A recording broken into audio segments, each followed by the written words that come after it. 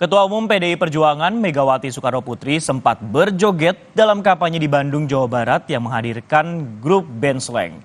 Dalam wawancara eksklusif di program Rosi, Megawati menilai lagu Orkes Sakit Hati milik grup band slang bagus, ada benarnya dan pas, padahal tidak ada skenario sebelumnya.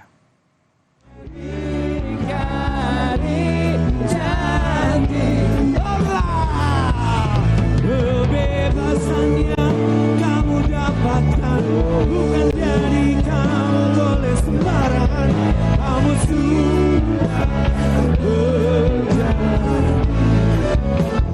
Ibu emang tahu lagu-lagu slang? Enggak. Judulnya apa? Apa tuh sakit hati ya? Iya.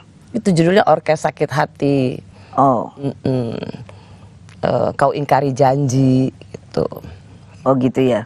Oh, bagus juga ya. Artinya ada juga tuh yang bener ya. Iyalah. Jadi sudah kuberikan kebebasan, tapi ternyata kau ingkari janji. Iya dong.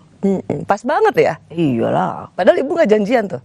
Ngapain pakai apa tuh namanya kayak dirancang-rancang gitu. Enggak.